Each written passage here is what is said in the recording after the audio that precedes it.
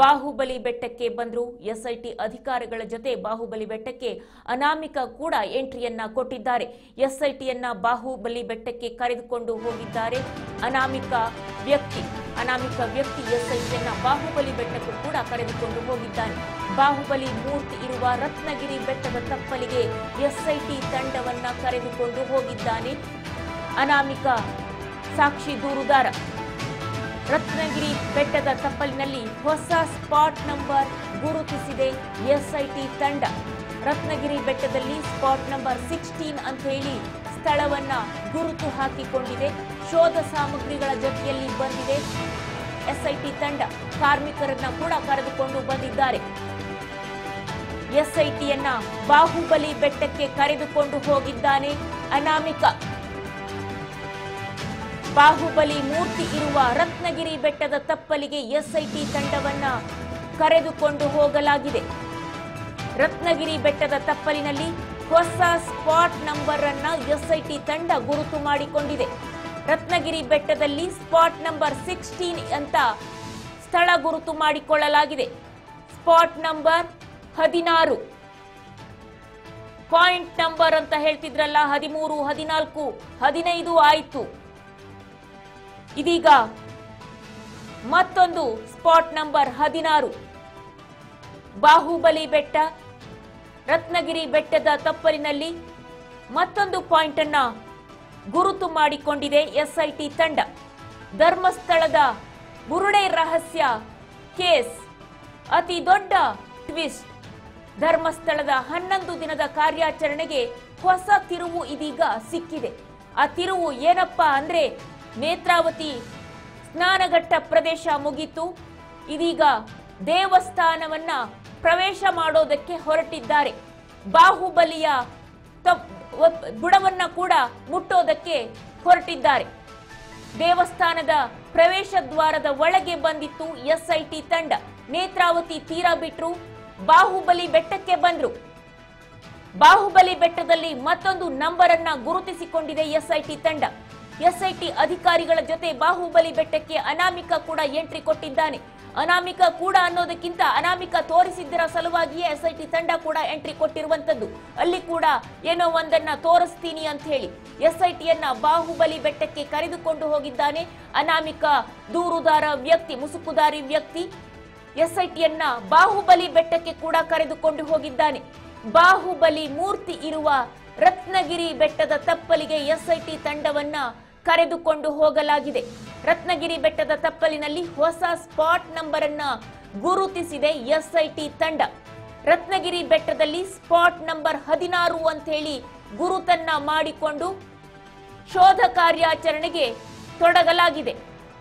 ಶೋಧ ಸಾಮಗ್ರಿಗಳು ಜೊತೆಯಲ್ಲಿ ಬಂದ ಕಾರ್ಮಿಕರು ಬಂದಿದ್ದಾರೆ. ಶೋಧ ಕಾರ್ಯಾಚರಣೆಯ ಸಾಮಗ್ರಿಗಳ ಜೊತೆಯಲ್ಲಿ ಗುದ್ದಲಿ, ಪಿಕಾಸು ಎಲ್ಲ ಹಿಡ್ಕೊಂಡು ಬಂದಿದ್ದಾರೆ ಕಾರ್ಮಿಕರು. ರತ್ನಗಿರಿ ಬೆಟ್ಟದಲ್ಲಿ ಸ್ಪಾಟ್ ನಂಬರ್ 16 ಗುರುತಿಸಲಾಗಿದೆ. ಅಲ್ಲಿ ಶೋಧ ಮಾಡೋದಕ್ಕೆ ಬಂದಿದ್ದಾರೆ. ಇನ್ನು ಎಲ್ಲೆಲ್ಲೆಲ್ಲ ಶೋಧ ಮಾಡಬೇಕೋ ಗೊತ್ತಿಲ್ಲ. ಬಾಹುಬಲಿಯ ಪದತಳದಲ್ಲೇ ಇದೆ ಅಂದ್ರೆ ಏನು ಮಾಡ್ತೀರಿ? ಆಗ ಎಷ್ಟು ಗಂಭೀರವಾಗ್ತಾ ಇದೆ ಇದು ಪ್ರಕರಣ, ಯಾವ ದಿಕ್ಕಿನಲ್ಲಿ ಹೋಗ್ತಾ ಇದೆ? ನಿಜಕ್ಕೂ ಕೂಡ ಈಗ ಸರ್ಕಾರ ಈ ಸಂದರ್ಭದಲ್ಲಿ ಇಂಟರ್ಫಿಯರ್ ಆಗಬೇಕು. ಖಂಡಿತವಾಗಿಯೂ ಕೂಡ ಕಂಪ್ಲೀಟ್ ವರದಿ ಬಂದ ಮೇಲೆ ನಾವು ಮಾತನಾಡ್ತೀವಿ, ಅಲ್ಲಿವರೆಗೂ ಮಾತನಾಡೋದಿಲ್ಲ ಅಂತ ಹೇಳಿ ಗೃಹ ಸಚಿವರು ಹೇಳಿದ್ರು. ನಾವು ಕೂಡ ಹೌದು ಅಪ್ರಿಷಿಯೇಬಲ್ ಅಂತ ಹೇಳಿದ್ವಿ. ಮಧ್ಯೆ ಮೂಗು ತೂರಿಸೋದು ಅನಾವಶ್ಯಕ. ಅವರನ್ನ ಸ್ವತಂತ್ರವಾಗಿ ತನಿಖೆ ಮಾಡೋದಕ್ಕೆ ಬಿಡೋಣ ಅಂತ ಹೇಳುವ ಸಲುವಾಗಿ ಓಕೆ ತನಿಖೆ ಆಗ್ಲಿ, ನೋಡೋಣ ಎಲ್ಲಿವರೆಗೂ ಮಾಡ್ತಾರೆ ನೋಡೋಣ ಅನ್ನುವಂತಹ ವಿಚಾರ. ಆದ್ರೆ ಇದೀಗ ನಡೀತಾ ಇರುವಂತಹ ರೀತಿಯನ್ನ ನೋಡಿದ್ರೆ ಯಾವ ಹಂತಕ್ಕೆ ತಲುಪ್ತಾ ಇದ್ದಾರೆ? 11 ದಿನದ ಕಾರ್ಯಾಚರಣೆ ಇದೀಗ ಮತ್ತೊಂದು ಹಂತವನ್ನೇ ತಲುಪಿದೆ. ದೇವಸ್ಥಾನದ ಪ್ರವೇಶ ದ್ವಾರದ ಒಳಗೆ ಕೂಡ ಎಸ್ಐಟಿ ತಂಡ ಬಂದಿದೆ ಅಂತಂದ್ರೆ ಏನ್ ಹೇಳಬೇಕು?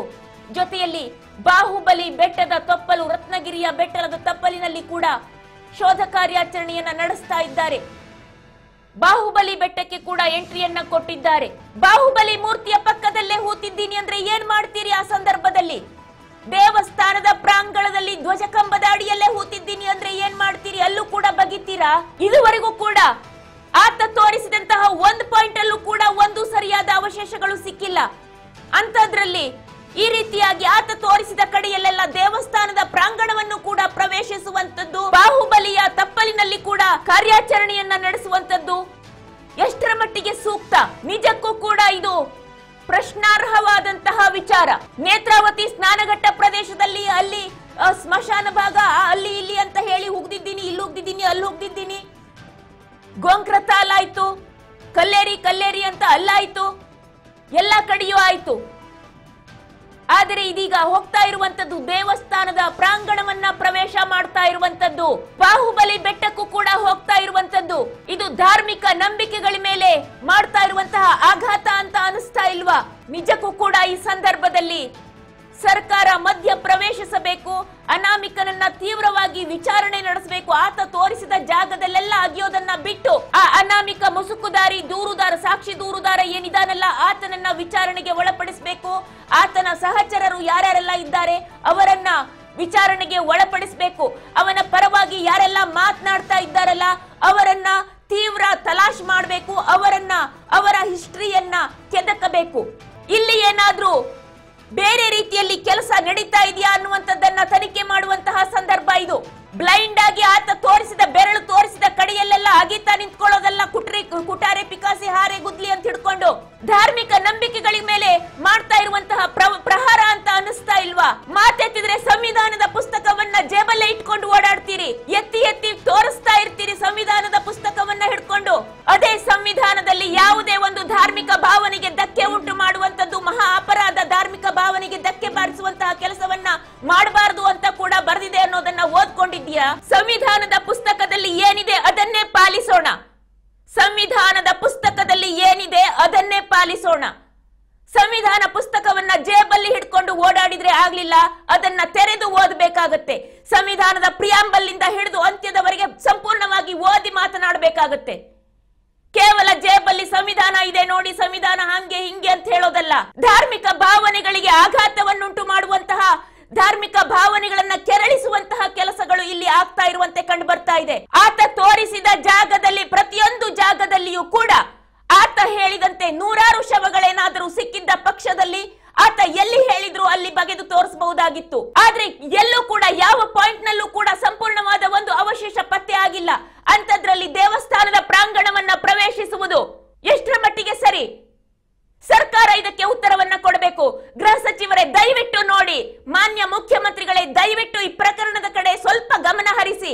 ಏಕಪಕ್ಷೀಯವಾಗಿ ನಿರ್ಧಾರ ಮಾಡುವಂತದ್ದು, ಏಕಪಕ್ಷೀಯವಾಗಿ ತನಿಖೆ ನಡೆಸುವಂತದ್ದು, ಏಕಪಕ್ಷೀಯವಾಗಿ ಸುದ್ದಿ ಕೊಡುವಂತದ್ದು ಆಗಬಾರದು. ಈಗ ಯಾರಿಗೋ ಅನ್ಯಾಯ ಆಗಿದೆ ಅಂತ ಹೇಳಿ ಹೇಳ್ತಾ ಇರುವಂತದ್ದು, ಹೇಳಲಾಗ್ತಾ ಇರುವಂತದ್ದು, ಪ್ರೂವ್ ಆಗಿರುವಂತದ್ದೆಲ್ಲ ಹೇಳಲಾಗ್ತಾ ಇರುವಂತದ್ದು ಹೌದು. ಎಲ್ಲರಿಗೂ ಕೂಡ ಬೇಜಾರಿದೆ, ಎಲ್ಲರಿಗೂ ಕೂಡ ನೋವಿದೆ, ಯಾವ ಒಬ್ಬ ಹೆಣ್ಮಗಳಿಗೂ ಕೂಡ ಈ ರೀತಿ ಆಗ್ಬಾರ್ದು ಅಂತ ಹೇಳಿ.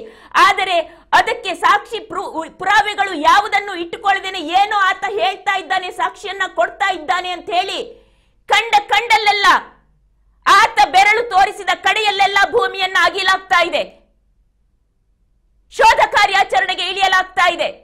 ಆತ ಮೊದಲು ಹೇಳಿದ್ದು ಏನು, ಆತನ ಸ್ಟೇಟ್ಮೆಂಟ್ ಏನು, ಅದಕ್ಕೆ ಬದ್ಧರಾಗಿರಬೇಕು.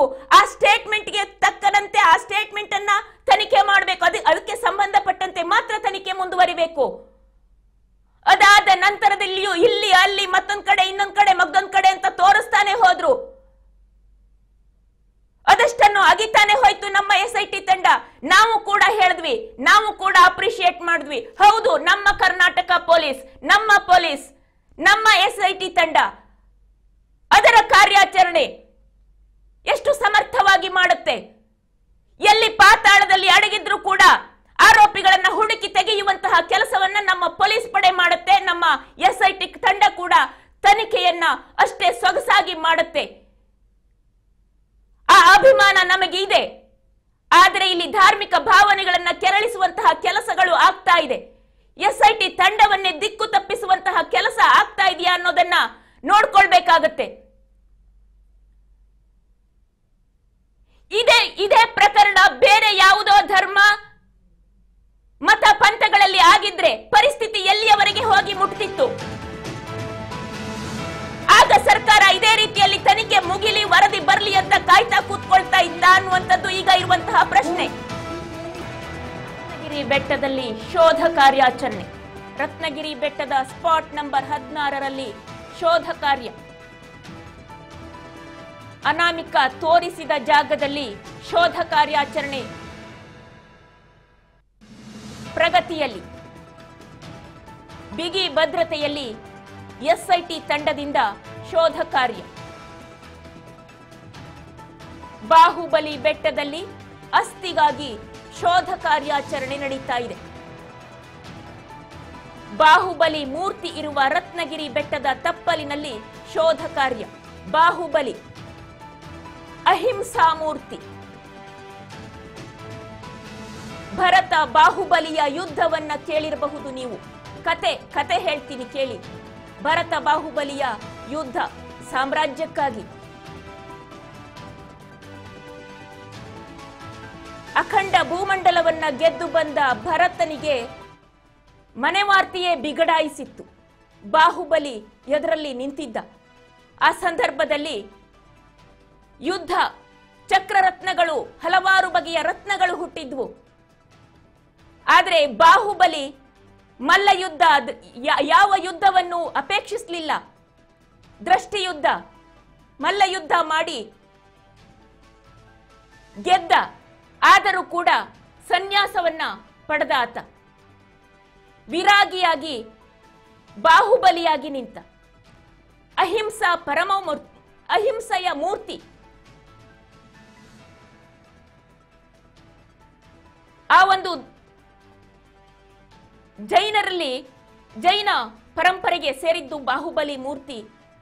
ಹಿಟ್ಟಿನ ಹುಂಜವನ್ನ ಬಲಿ ಕೊಟ್ರೆ ಕೂಡ ಹಲವಾರು ಜನ್ಮಗಳನ್ನ ಎತ್ತಿ ನರಕ ಯಾತನೆಯನ್ನ ಅನುಭವಿಸಬೇಕಾಗತ್ತೆ ಅನ್ನುವಂತಹ ನಂಬಿಕೆ ಇರುವಂತಹ ಅಹಿಂಸೆಯನ್ನ ಪರಮೋ ಧರ್ಮ ಅಂತ ಹೇಳಿ ನಡೆಸಿಕೊಂಡು ಬರುವಂತಹ ಧರ್ಮ. ಆದರೆ ಆ ಬಾಹುಬಲಿಯ ತಪ್ಪಲಿನಲ್ಲಿ ಈಗ ಶವಕ್ಕಾಗಿ ಶೋಧ ನಡೀತಾ ಇರುವಂಥದ್ದು. ಎಂಥ ವಿಪರ್ಯಾಸ ನೋಡಿ. ಬಾಹುಬಲಿ ಇದೆಲ್ಲವನ್ನ ಕೂಡ ನೋಡ್ತಾ ಕೂತ್ಕೊಳ್ಬೇಕು. ಕಲ್ಲಿನ ಮೂರ್ತಿ, ಕಲ್ಲಿನ ವಿಗ್ರಹ ಕಂಡರೂ ಕೂಡ ಮಾತನಾಡೋದಕ್ಕಾಗೋದಿಲ್ಲ. ಏನೇ ಕಂಡ್ರು ಕೂಡ, ಅಲ್ಲಿ ಶವ ಹೂತಿಟ್ಟಿದ್ದು ಕಂಡ್ರು ಕೂಡ ಅವನಿಗೆ ಹೇಳೋದಕ್ಕೆ ಗೊತ್ತಾಗೋದಿಲ್ಲ. ಶವ ಇಲ್ಲದೆ ಇದ್ರೂ ಕಾರ್ಯಾಚರಣೆ ನಡೆಸಿದ್ರು ಇಲ್ಲಿ ಇಲ್ಲ ಗುರು ಅಂತ ಹೇಳೋದಕ್ಕೆ ಸಾಧ್ಯ ಆಗೋದಿಲ್ಲ.